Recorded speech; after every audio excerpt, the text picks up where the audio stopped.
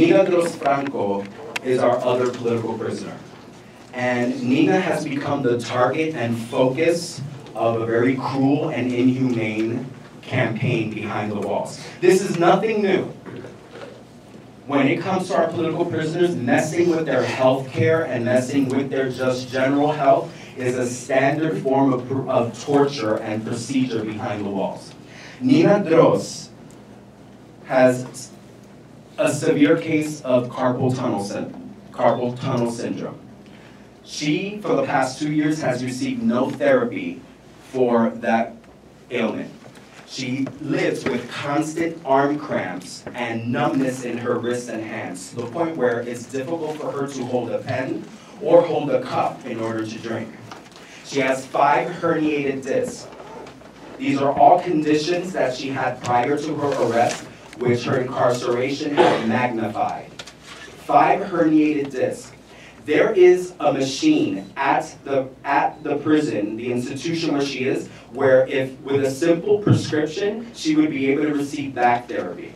That has not happened in the 2 years that she's been in Tallahassee. She needs glasses. All she has to do is go to an ophthalmologist in the prison and get a new prescription for glasses. That has not happened. She's severely, I believe, nearsighted, and it's very difficult for her to read and very difficult for her to write because she's having issues seeing. She is also being denied her mail. Any prison psychiatrist or prison psychologist will tell you that receiving mail, responding and receiving to mail, is psychologically and emotionally beneficial to our prisoners. When mail is taken away from them, it causes depression and feelings of isolation. And when we're depressed and feeling isolated, our physical bodies manifest that as well. And when you already have physical ailments, that manifestation is worse. About 2 or 3 months ago, her mother, Aurea Franco Diaz, wrote a letter to the Federal Bureau of Prisons asking that her daughter be treated like a human being and receive the medical care that she deserves. We in Pro Libertad and some of the forces in Puerto Rico have created this letter writing campaign in solidarity with Aurea to get the, what's his face again, acting director Hugh J. Hurwitz to pressure him to give her the medical care that she deserves. I stay at different places. I come from a small town named Naguabo in the southeast that was hit very hard by the hurricane.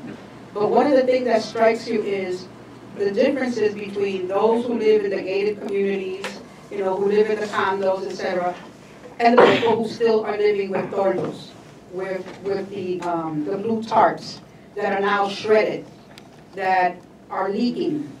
You go through areas like Santurce, and it's areas where you have empty buildings, you have a lot of graffiti, you're beginning to see a lot of gentrification happening with foreigners buying land in Puerto Rico, buying land in Vieques, buying houses cheap. I was at an event where Ismael Guadalupe from Vieques spoke, and one of the things he raised was the concern that the Viequenses, you know, they're beginning to be less and less Viequenses in Vieques, and more foreigners setting up shop in Vieques. The other thing is that the Viequenses are having even more trouble with health care because the lanchas, the ferries that are supposed to be running from Fajardo to Puerto to Vieques are in fact being given priority to tourists to travel to Vieques. And so Viequenses have been left at times having to sleep in the ferry terminal. These are people who come to Ceiba and come to Fajardo to get medical treatment who sometimes cannot get back to Vieques. Wind up staying in the terminal, sleeping in the terminal because they don't always have family in the Big Island. A service was supposed to have been started, I think, from Ceiba, the Ceiba Vieques, right? There was going to be another ferry, which is not working for the people of Vieques. And so Maria has become, you know, Maria became the excuse to allow services to deteriorate even more in Puerto Rico. There was already bad services for Vieques. The Viequenses, most Viequenses were being born in Fajardo. And pregnant women, women with cancer, people with cancer, all have to go have treatment in the large island. It's gotten worse. It's become an excuse to not give services because then people will leave. And if people leave, like they have been leaving from Puerto Rico, leaving from Vieques, leaving from Colombia, it means that there is more ability for the U.S. government to penetrate Puerto Rico, and for corporations to penetrate, for foreigners to buy land, for foreigners to buy houses. And those are the people that are going to be voting in Puerto Rico. Those are the people that are going to have a political voice in Puerto Rico. Those are the people who are going to be, it's not just the U.S. government and the Congress that are making decisions. Now you're going to have people who are, quote, citizens, who are going to have certain rights, while the people of Puerto Rico are leaving and coming here because there are no services in Puerto Rico. And I saw that. I traveled through different parts of the island with my friends, and you could see areas where there were still no services. The light still leaves all the time. Las luces se van todo el tiempo. Water is still an issue in different towns, and Jocelyn can cover more of that. But these are the things that, after Maria, it's become more and more precarious, the conditions in Puerto Rico for a lot of people, because it was clear that they were not going to get services right after Maria, and they're not getting any services now. The junta, the Fiscal Control Board, is completely in charge of Puerto Rico. The governor of Puerto Rico has no say. He can talk all he wants. I'm going to tell Trump this and that. He has no power. The power lies with the government of the United States. The Financial Control Board responds directly to the Congress. And, of course, the government of Puerto Rico is trying to accommodate the U.S. corporations that are there, is trying to figure out ways to get investments in Puerto Rico, while still trying to act like he's actually in charge of anything when he's not. He is a pro-statehood governor that really has no power, and so he and the ruling class of Puerto Rico right now, whether you can call it a ruling class, are looking to accommodate themselves with the Congress, accommodate themselves especially with private businesses, corporations that are going to Puerto Rico and looking to invest. Part of that investment process has to do with also dismantling Puerto Rico's labor laws, dismantling Puerto Rico's environmental laws, dismantling the social services of Puerto Rico, so that then they can go in there and exploit Puerto Rico much more easily. And so you have this influx of hundreds of thousands of Puerto Ricans who are unemployed, who do not always speak English, trying to compete with unemployed workers of this country in industries that are not expanding right now.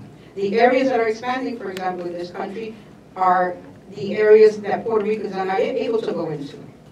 So we're looking at a crisis. We're looking at how do we respond both here to the struggles of Puerto Ricans here, which is different from the struggles that we faced when we were growing up, right? Because our parents were the ones that came here en masse, for many of us, and we were the ones who were growing up here.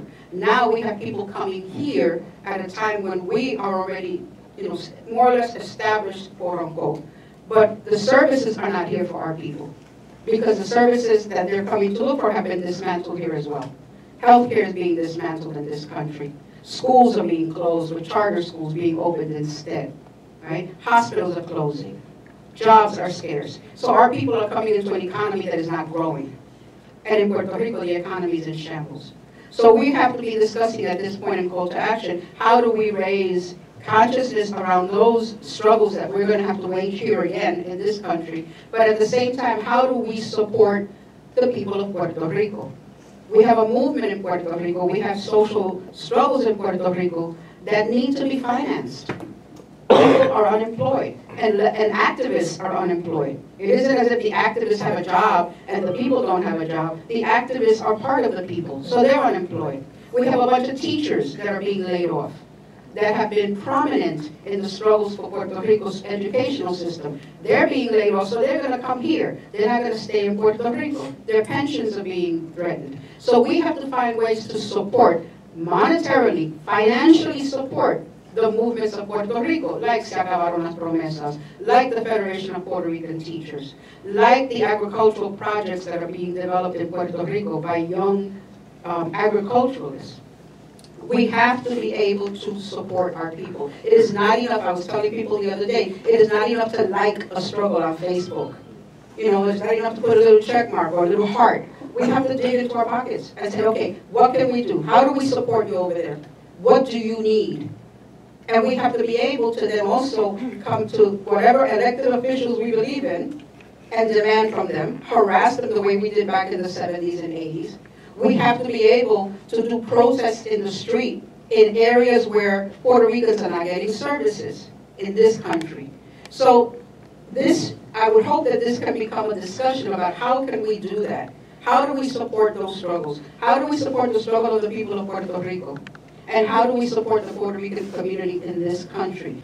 I think that, I assume that people here have been following to some degree what's transpired in Venezuela. Obviously, it's a very urgent and ongoing issue, although it has disappeared from the front pages of the Wall Street Journal and the Financial Times, and the New York Times, and the Washington Post, because it appears for now that their plot has failed. And they do not want to draw attention to that. Mike Pompeo, Secretary of State, former CIA director, arch reactionary, was caught on tape a few days ago speaking to a group of ruling class interests about how difficult it had been to unite the Venezuelan opposition. For a former CIA director, you'd think he would know to not say things that he doesn't want to be reported. But it was a moment of truth about how desperate the straits are from the standpoint of the imperialists of affecting the regime change that they presumed, as they always presumed, was going to be easy. And as they did in Vietnam, as they have in so many cases in Central America, all over the world, they underestimated the degree of unity and patriotism and support that the people have to endure. And indeed, they are enduring quite a bit. I don't think it's possible to minimize the level of hardship that the Venezuelan people are experiencing. I don't know if people saw the report from Jeffrey Sachs and others from CEPR that estimated 40,000 Venezuelans have died since the imposition of economic sanctions, because of economic sanctions, rather, from 2017 to the present, and that number is expected to go up quite a bit. From 2018 to 2019, 67% of oil revenue, it's supposed to be a 67% decline in oil revenue for the Venezuelan state, and that oil revenue itself constitutes about 90% of the national budget of Venezuela. The resources that are needed for so many vital social services and programs for which the Bolivarian Revolution became internationally known.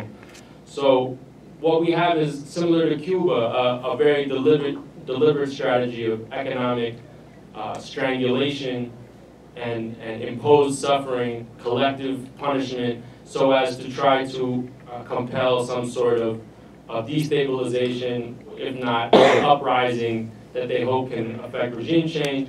And Venezuela has the additional difficulty because the state of Venezuela does not control all the levers of economic control in the country, right? There's capitalist property relations still do prevail in much of Venezuela, that it's not like they can just control all the resources of the country and make sure that everyone will survive through a difficult time, as Cuba was able to in a special period. So the suffering is real, and of course, the way it's presented in the media, though, it has no explanation about the real root causes. Everything is linked to Nicolás Maduro. Everything is linked to socialism. Everything is linked to the government. And I think the case of Puerto Rico is so instructive to give the lie to that presentation, because here it's a very selective presentation of suffering. When it comes to Venezuela, you'll see a picture of a starving child. I don't know if everyone saw the photo from the New York Times. A very deliberate and intentional selection of a photo, which some people have, well, anyway, that photo was obviously, how many people saw it? How many people saw that photo? Only a few. Well, anyway, it's a photo of a starving child, a very, emotional photo that hits you when you see it. But of course, they aren't showing that when it comes to Puerto Rico, and they're not showing that when it comes to Flint, Michigan, and they're not showing that when it comes to the South Bronx. And it's not that it's entirely fabricated, but they're presenting it for a very particular reason, is all I'm saying. And here in Flint or Puerto Rico or the South Bronx, you have people under the jurisdiction of the US imperialist government. And so the very things that they're complaining about for Venezuela, food scarcity, lack of healthcare, lack of services, they are imposing on their own people. And yet it doesn't call into question the legitimacy of the US government if you were to follow the script of the New York Times and the like. So we should just remember, of course, January 23rd when Juan Guaido got up and at a protest. Think about all the protests we've been to. Imagine if one of you got up and said, and now I declare myself president of this country. It's such a ridiculous episode in a long list of ridiculous episodes for the Venezuelan opposition, actually, that date back 20 years. And it would be remembered as just a ridiculous episode, actually, because here is a guy who made this self-proclamation who does not have the support of the people. The people didn't know who he was. He didn't even have the support of other opposition figures when he made that self-proclamation. Some of them walked off stage because they were so surprised he had done that. It would have just been another laughable episode, except, of course, he did so with the complete backing of the US government, the most powerful empire in the world. And so within days, he was being recognized as such by dozens of countries, and then it led to the intensification of sanctions, the complete elimination of all oil sales to the United States, which previously was purchasing 35 to 40% of Venezuelan oil, the sanctioning of other countries that were purchasing Venezuelan oil, the blocking of food and medicine and other imports. So while the political crisis is manufactured, and it revolves around an individual who has no social support that would allow him to ever be the president, the impact of that crisis is very real. And we should remember that number of 40,000, I think, and try to help propagate that these sanctions have real human implications. Of course, what's going on in Venezuela is the culmination of a plan since the year before, when the Venezuelan government and the leaders of the opposition were nearing a negotiated settlement. And right before they were about to sign, and people should watch the video of Jorge Ariasa, the foreign minister who spoke at the People's Forum. It's up on their website. He said they were about to sign, and at the last moment they said, oh, we're not going to sign. They walked away. And the Venezuelan government at the time was somewhat perplexed by why the Venezuelan opposition had invested 6 months of negotiations, or more even, and then walked away. And they were going to decide on upcoming elections. They were going to recognize the Constituent Assembly. The National Assembly was perhaps going to be recertified. There was a whole variety of compromises. But they did not sign because clearly they had gotten the message from their real leader, Mike Pence, and the others in the Trump administration. Don't sign with the Venezuelan government. We're going to wait till the next inauguration, and we're going to say because you didn't run for office that the elections are illegitimate. So this has been a carefully orchestrated plan for at least over a year at this point. And of course, it has longer roots going back to the Obama administration's full-court press on Latin America. Once U.S. imperialism was freed up from Iraq somewhat, they started to focus on how they could roll back the Bolivarian Revolution and the so-called pink tide in Latin America. They've gone after Honduras, they've gone after Paraguay, they've gone after Brazil, Argentina, using a variety of tactics, soft coups, elections, outright coups, and really they just thought they were going to go for it here and take out what for them is like their holy grail, to go after, to destroy the Bolivarian Revolution and then turn the screws entirely on the Cuban Revolution. And so clearly this is not happening in isolation from that broader historical movement that we're in the middle of right now. I want to just speak a little bit to the efforts around solidarity, because I don't think it would be fair to have to just show one side of the struggle, because we can always talk about how evil the ruling class and the imperialists are, but there's actually been a heroic level of resistance from Venezuela and from across Latin America that's even being reflected here in the United States. And after years of kind of a level of dormancy or quiet, I think people have started to understand the magnitude and the stakes and of what's happening in Latin America with Trump, Pompeo, and Bolton, who are openly invoking the Monroe Doctrine. And they're openly invoking the Monroe Doctrine while seizing $17 billion in assets from the Venezuelan government. They stole Citgo, they stole it. They just stole a whole oil company. They stole $5 billion, I think it was, $5 billion in gold held in London, just seizing the gold of another country and saying it's not under your control anymore, and giving it over to their hand-picked president. This is not neo-colonialism, this is outright colonialism. This is piracy on an international scale, and I think more people are understanding it because of the brazen, vulgar nature of the Trump administration. I don't know if everyone saw the Embassy Protection Collective, which we were a part of. We were part of a coalition of groups that defended the Venezuelan embassy for over 35 days in Washington, D.C., which again, talk about brazen violation.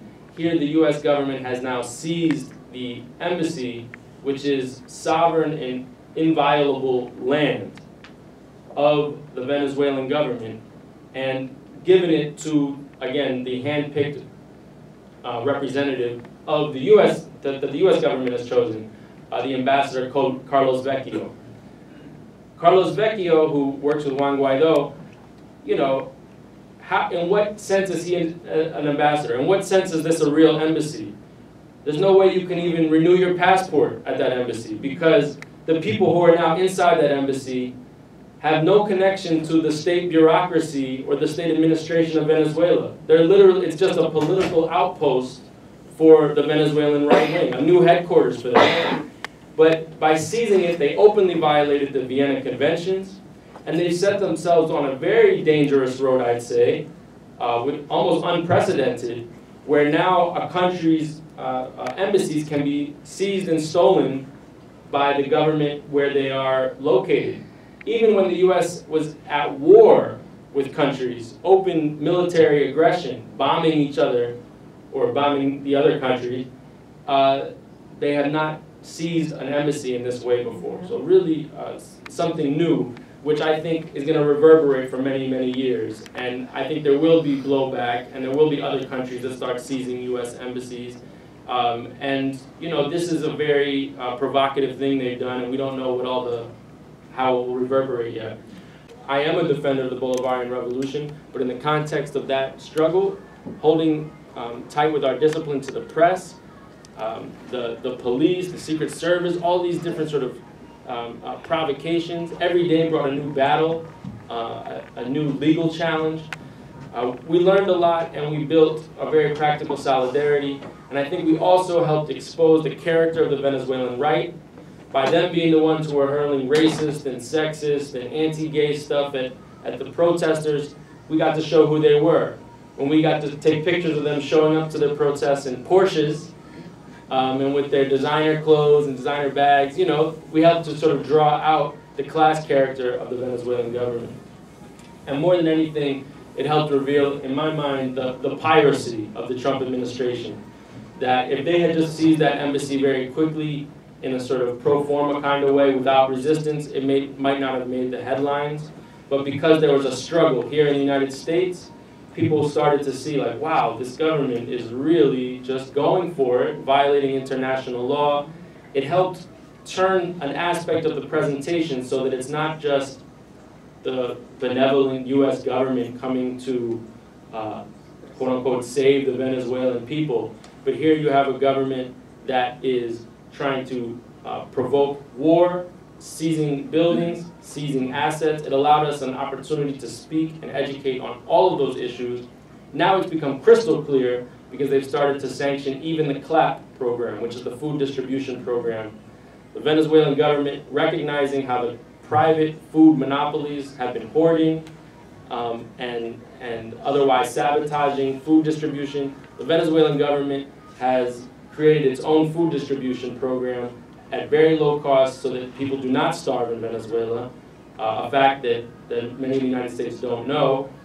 And now the U.S. government is starting to sanction the CLAP program, calling it a form of money laundering. This is their presentation.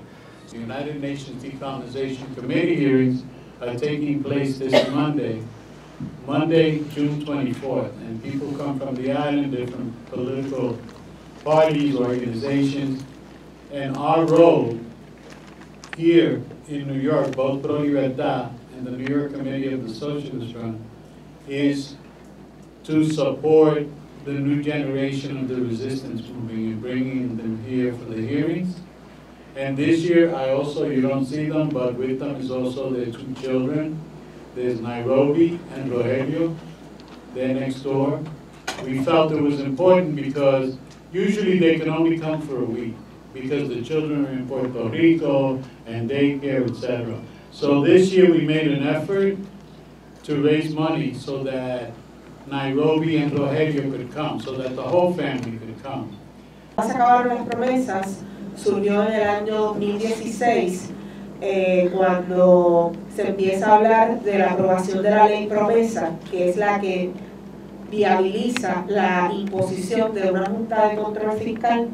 Cuando se aprueba la Junta de Control Fiscal y la ley promesa, hubo un intento del gobierno norteamericano de que la población en Puerto Rico aceptara la Junta de manera positiva.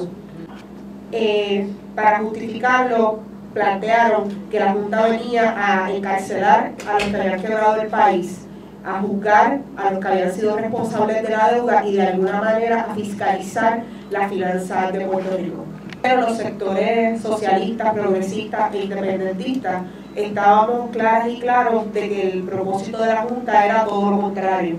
Desde un principio planteamos que la Junta venía a saquear lo poco que quedaba y a hacer más ricos a los que ya habían robado en el país. Así que desarrollamos la jornada Se acabaron las promesas con la intención de visibilizar ante el pueblo esa realidad, de que la Junta no venía a rescatarnos, sino por el contrario, llegaba a hundir aún más la ya deteriorada calidad de vida de las y los puertorriqueños. Llevamos una jornada de militancia.